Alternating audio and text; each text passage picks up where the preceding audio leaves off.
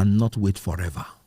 Okay, guys, thank you for tuning in. So let's listen to Nollywood actor Kenneth Okwonkwo media chat as he blasts TINUBU and Peter Obi. Wow, this one is really hot, guys. Stick around to the end. Please do well to subscribe, like this video, share, drop a comment on the comment section, and don't forget to turn on your bell notification icon to get notified all time. Thank you so much for all you do. So guys, let's dive right to the video. Your recent decision to leave the Labour Party, is it that bad that you were so tired of the Labour Party to dump it? Have you read the letter? I have. You are wrong. I challenge you to tell me a paragraph that said I dumped Labour Party. So what have you done? I said I am a member of Labour Party. I will join forces with the stakeholders, which include NLC and the NTC stakeholders, to fight to consolidate Labour Party. That is what is in that letter. For the first time in your life, Sheung, you misconstrued the facts. We inferred in I that put letter it to you Mr. that you have not Okonkwo, read that letter. I've read the letter. I can read what's out of the letter for Please you. proceed. Just for a moment. Yes. You Or maybe you infer. read it like a journalist. Nah, Gleaned. journalists are even more detailed And I say, than just, lawyers. just give me a paragraph. Some journalists are more. Where they say I will read it to you. dumped Labour Just for a moment. Yes. You inferred in your letter Yes. that you were tired of the status quo.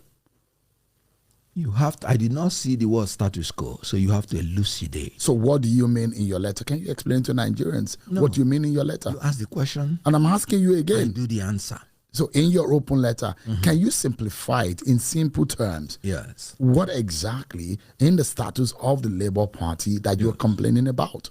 Good. There is nothing I complained about in the Labour Party. I said Labour Party ought to be consolidated. Now let me summarize the letter. The letter is titled Political Journey to a Great Nigeria.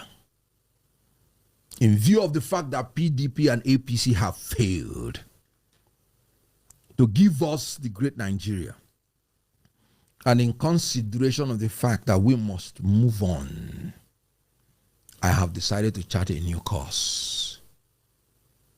I am no longer comfortable with the philosophy of calm down. My principle has the philosophy of calm down. No, we cannot wait forever. And I said, I've been waiting for Labour Party to be consolidated through decisive leadership by my principle. And the delay is bringing anarchy to Labour Party. So I have to proceed to do whatever I can do, joining all the stakeholders to bring the solution for Labour Party and consolidate it. Now, let me concede that I said that I have different temperament from my principle. I've never had any personal grudge or disagreement with my principle. Which is Mr. Peter Obi. Absolutely. Indeed, I love and cherish him. And not just that I've never had any personal disagreement. I will never have any personal disagreement. Why? Because I have never made any personal demand from him. Not one. So it is not possible that we will ever have any personal grudges. Does it mean that he doesn't have a fault? But that's where I'm coming from. That's why I said we differ in temperament. Now, a P2B will say, when he meets an issue, you know, my brother Ken,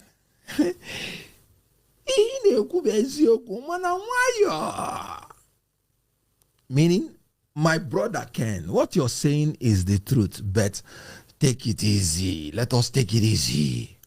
Now, Kenneth Okwonkwo will say, Kami felege mo dogu ifi keme.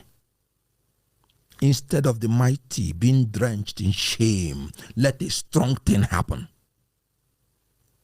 Now, in the issue of Labour Party, you have an Abure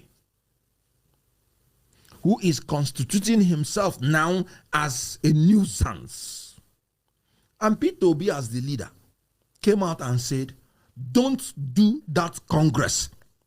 Don't organize it. I am not part of it. That there is an agreement which you signed to do an all-inclusive convention. Don't do it. And he will not attend. And Abude will go ahead and do it. And P2B will still be saying, oh, calm down, let us calm down. And Kenneth Okongwo will say, punish these people. Because if you don't punish them, anarchy will come in. Anarchy looms in the Labour Party. Absolutely. Not in Nigeria this time around. Good. And you know what? Jurisprudentially, the philosophy behind punishment is not in the pleasure of the state or the parents to inflict injuries on their citizens or their children, but for deterrence. So you disagree in the style of Peter Obi in the handling of the leadership of the Labour Party? That is where we disagree fundamentally. Have you taken him up personally on this matter? Very well. So he knew, and publicly, he knew your position before you wrote that. Whatever we talked in confidence will remain confidential forever. I simply do not agree with the way he does things. Let me tell you the advice I give to my younger ones. I say, look, in this world, if you become too bitter, people will spew you out. If you become too sweet, people will lick you up. You have to find a way to be bittersweet.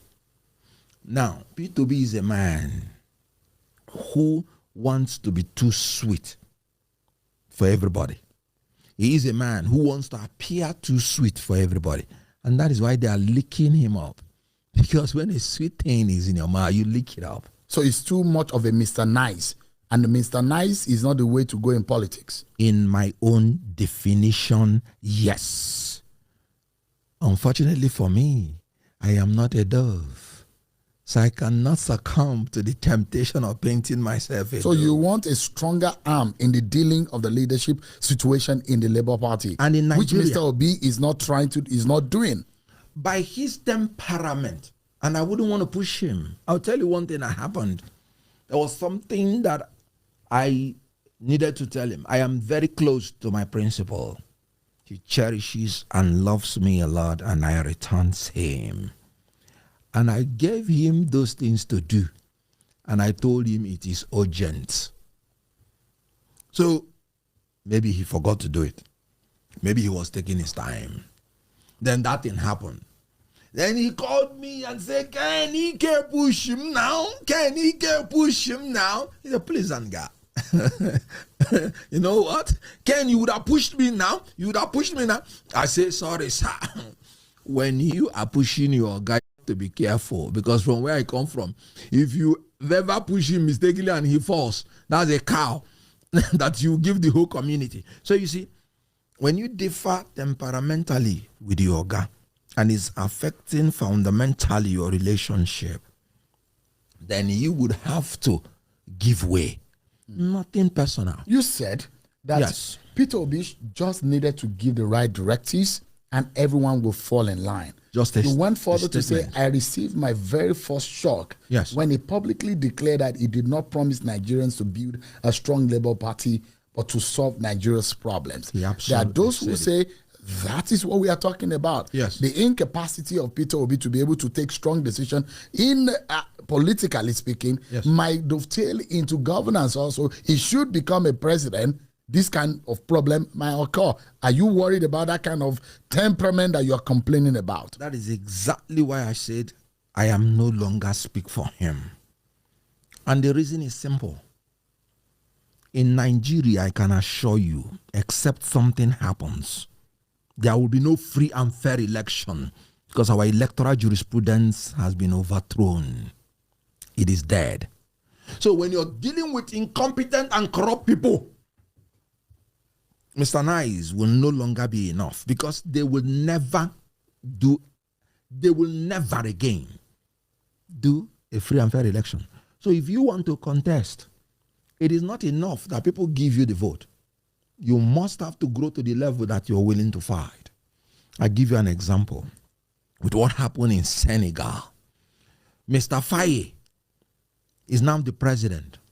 This guy fought the government, resisted every attempt. At the cost of his life, he was put in jail. 10 days before the election was when they brought him out. Because of what? Resistance. Because of what? Protest. If you're not willing to put your life on the line, if you're not willing to accept that you might go to jail, you will not be able to confront these people.